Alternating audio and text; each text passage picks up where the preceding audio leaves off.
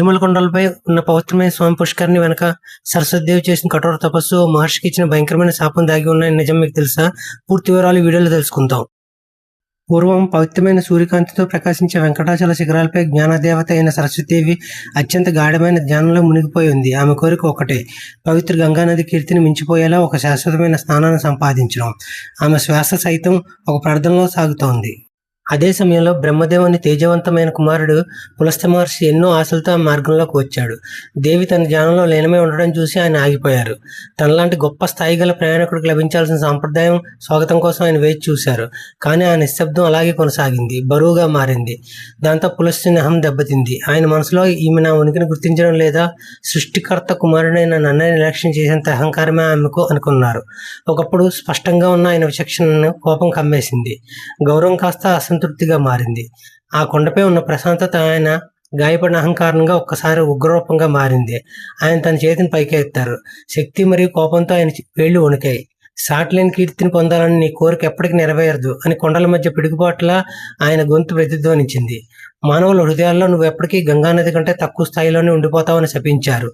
ఆయన ఆధ్యాత్మిక శక్తి కారణంగా అక్కడ గాలి కూడా ఒకసారి కంపించింది. ఆ శక్తి ఎంతదంటే ఒక్క క్షణంలో ఆయన సంపాదించిన పుణ్యమంతా ఆవేశంలో కరిగిపోయింది. సరస్వతీదేవి కళ్ళు తెరిచింది. ఆమె చూపు ప్రశాంతంగా ఉన్నా నిశ్చితంగా ఉంది. ఆమె ఎలాంటి ఆయుధంతో ఎదురుదాడి చేయలేదు. కానీ ఆ మాటలు విధి యొక్క భయంకరమైన బరువును మోసుకొచ్చాయి. నువ్వు కారణం లేకుండా నన్ను తప్పుగా తీర్మానించావు కాబట్టి నీ వంశస్థులు సంపూర్ణ దుష్టత్వంతో అహంకారంతో జన్మిస్తారు. వారు నీ వెలుగుకు చీకట్లాంటి నీడలుగా మారుతారు. ఈ మాటలతో పులస్త్యుని కోపం క్షణంలో మాయమైపోయింది. తన అహంకారం వల్ల జరిగిన ఘోర తప్పిదాన్ని గ్రహించి ఆయన శరీరం చల్లబడిపోయింది. ఆ మహర్షి మంటి కొండలో మోకరెళ్ళి భూమికి నొసలానేసి క్షమాపణ వేడుకున్నారు. ఆయన నిజాయితీతో కూడిన పశ్చాత్తాపానికి సరస్వతీదేవి హృదయం కరిగింది. కర్మ సిద్ధాంతం తన పని తాను చేసుకుపోవాలి మెల్లగా చెప్పింది. నీ మొదటి ఇద్దరి మనవలు నీ కోపానికి ప్రతిరూపాలుగా చీకటి స్వభావంతో పుడతారు. కానీ నీ మూడోవాడు ధర్మాత్ముడుగా నిజమైన భక్తుడిగా జన్మిస్తాడు. అకస్మాత్తుగా ఆకాశంలో ఒక దివ్యమైన కాంతి నిండింది.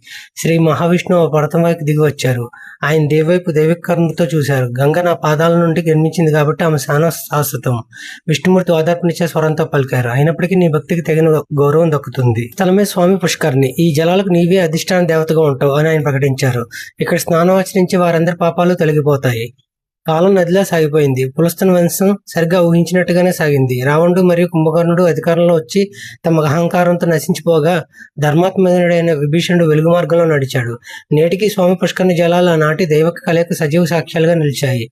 సరస్వతీదేవి దైవిక ఉనికి ఆ చల్లని జలాల్లో దాగి ఉండి ఆ అనుగ్రహాన్ని కోరుకునే ప్రతి ఆత్మకు పవిత్రతను ప్రశాంతతను ప్రసాదిస్తోంది. ఇది పవిత్ర జలాల వెనుక ఉన్న అసలు రహస్యం.